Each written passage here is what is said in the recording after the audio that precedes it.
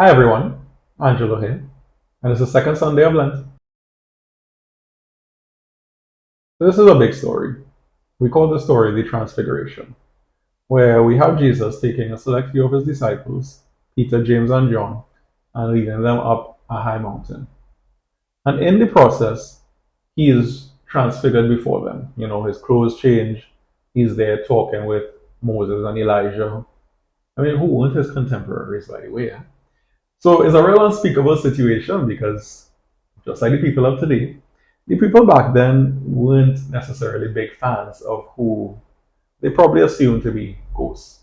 Right? At the same time, unspeakable as the situation was, Peter still tries to speak up and talk to Christ. And when that happens, they're surrounded by a cloud and a voice from heaven, the voice from heaven, speaks and says, "This is my son, the beloved.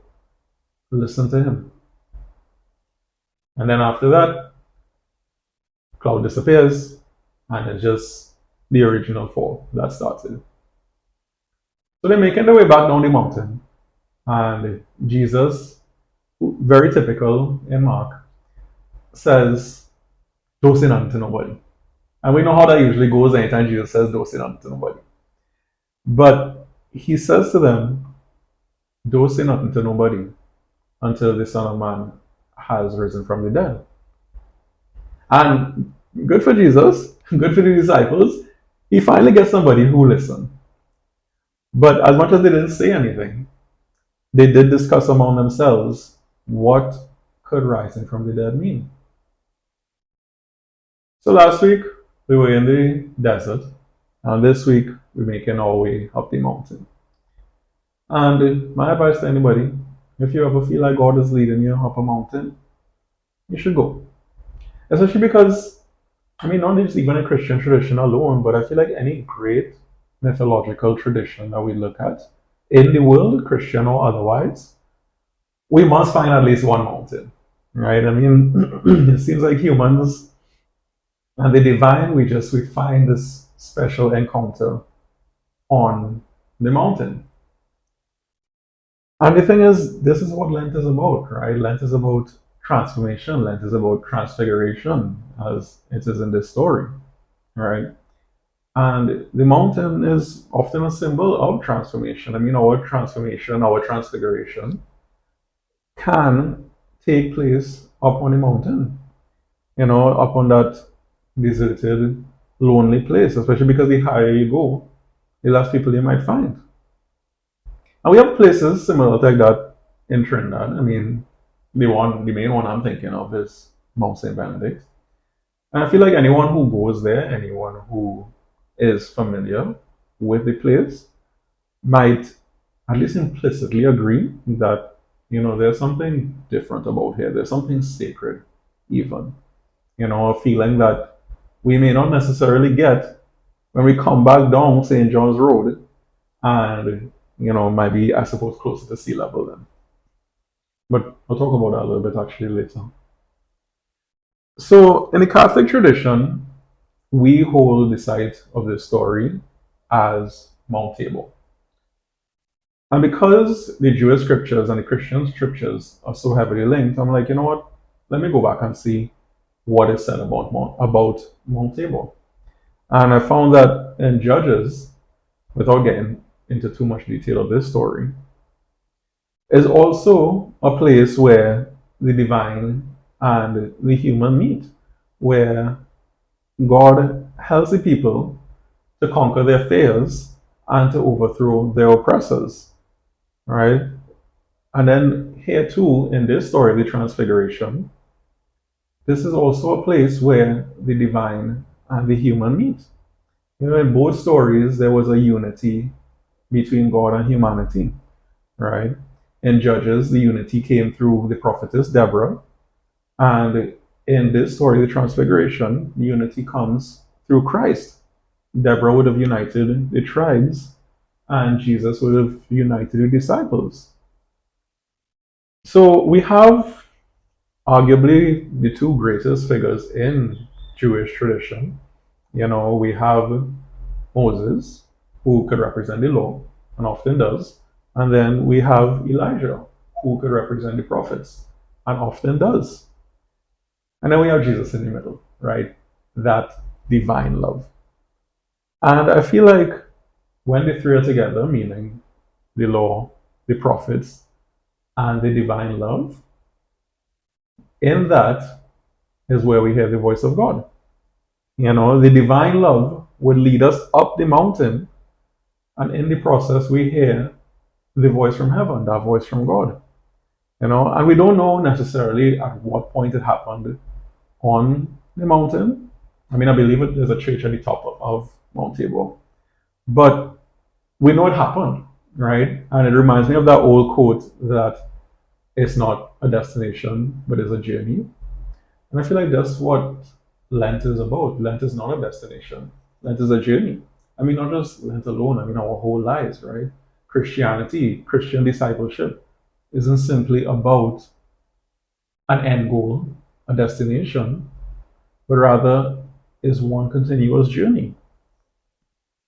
So I look at this in my own context as a theologian, and I look at Christ, the divine love, and he is uniting things that we might keep very separate, the law and the prophets, because the law might often represent, things like the magisterium or the rules, orthodoxy, and the prophets might very well represent things like theologians and movements for progressive change. In the same way too, we have James who could very easily represent the law too, and then we have John who could easily represent that change. Because even in the Eastern Orthodox tradition, they know John as the theologian. That's what they call him. And then, of course, for us as Catholics, we have Peter, who is the vicar of Christ, right? So the thing is, we have the law oriented towards love, that divine love, right? It is not a moralistic competition or a contest to win our way into heaven. The law is about the transformation of self and of society. And the same way, too, we have the prophets who they operate from a place of that divine love, especially that divine love, God's love for the vulnerable. But being prophetic isn't about burning down the whole system and leaving nothing in place, but rather it's about transforming the system. It's not about a reversal of the discrimination. It's not a pyramid and we flip it upside down, but rather it's about consistent transformative change. And the thing is, if we look at this story, Jesus didn't take everybody, right? He took a select few. He took a small group, and a small group is who witnessed the power of the divine. A small group is who heard the voice from heaven. And I think this truth rings all throughout history, right? Small groups have the power to effect so much massive change. I mean, how often have we seen that, right? I look at the early Christians. The early Christians were, a few men, a few women, God, and look at us now, 2 billion and growing, right? Or even I think of, this quote by Bob Marley where he say, the small axe is cut down the big tree, right? These small movements, as long as we are led by God, have the power to make impactful change.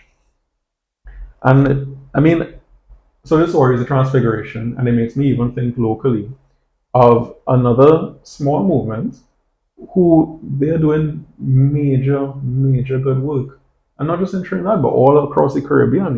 This is the CTC Companions for the Transfigured Christ. I think they started off with 3 founders, right? And the group is growing and growing, but they're doing so much good work. And I mean, I think of people in particular like Kyle Dardine and Michael Trestrill and Matthew Hall too. There's so much good, strong work that could come from small movements. A movement doesn't necessarily have to be this big, grandiose thing. I feel like what I want to say is that there's hope for small movements, and don't give up. Even if you feel like you're part of a small movement, don't give up.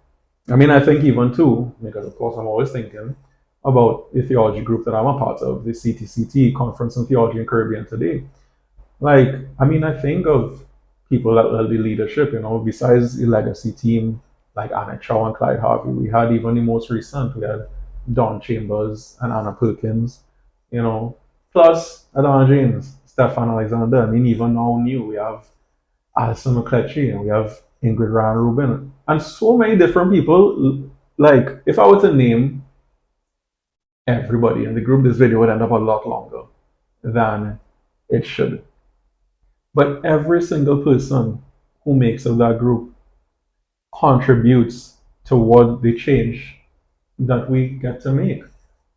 Don't give up. If you're a small movement, don't give up. There is a lot that can come from what might be deemed as small, and even sometimes what might be deemed as insignificant. The thing is, the small movements, they are united by that divine love. They are led by that divine love. And they work toward building up the reign of God. They united under that divine love is how they thrive as a people. Same way too, anybody, all of us. We are part of this one Christian community, and when we are united by that divine love, we thrive as a people. Uniting with that divine love is what helps us to hear the voice of God. And I mean, we even know, as ongoing, we have the synod. Uniting through that divine love is what helps us to get to hear the voice of the Holy Spirit. The unity, that uniting of the law and the prophets, or the uniting of the light and the shadow, that uniting of the paradox of our lives, all in creative tension. In the midst of all of that is where we hear the voice from heaven. The voice of God is in our unity. And then we have Peter, right? Peter made an attempt to speak in a speechless situation. I mean, naturally so, right? Like, where Moses and Elijah come from. But he still tried to speak up all the same. And I feel like this is a good example, because no matter how unspeakable a situation might be, no matter how afraid we might be, it would be good for us to speak up. To speak up in unspeakable situations. We have a way of saying that we have to be the voice for the voiceless. I don't think so. I mean, the voiceless, already have their voice. Rather, what we could do, we can use our voice to advocate for the space for them to speak for their own selves. These small movements often do advocate and create space at the table for people to speak for themselves.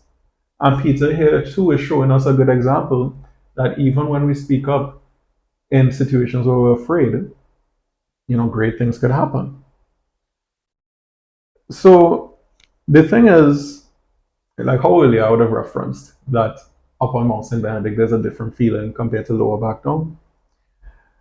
I feel like it's the same way where we have Moses and Elijah and they appeared talking to Christ. But just because they saw them and they didn't see them suddenly doesn't mean that they were no longer there, right? Because in their minds, they might have been going through an ordinary day, making their way up the mountain with Jesus, and then extraordinary happened. And then I think it goes to show that the extraordinary is very much hidden within the ordinary. And when we have the eyes to be able to recognize and to see the ordinary for what it is, we begin to realize all of the ordinary is very much extraordinary. Another way of saying it is that all of creation is grace. God's Spirit is in everyone and everything. So just because they didn't see anybody, it doesn't mean that they weren't there. The extraordinary is very much present in the ordinary. So, just to, I suppose, summarize this video, the thing is, when we want to hear God, it does require a unity, a unity of self, a unity of all of us, because in that is where we hear the voice from heaven. Small movements are needed and necessary. No movement starts out big, but the small movements are the ones that bring about the reign of God. The small movements are the ones that bring about the massive and impactful change. And then, of course, as Oda just said, the last point in this summary is that the extraordinary is very much in the ordinary. So, my question for this week, I would like to look directly at this gospel where the disciples they were discussing what could rising from the dead mean. And that's what I would like for us to contemplate this week. What could rising from the dead mean for Jesus in our own lives, in the work that we do? Anyway, that's it for me. I hope you enjoyed this one, and I'll see you all next week. I appreciate you watching. Thank you.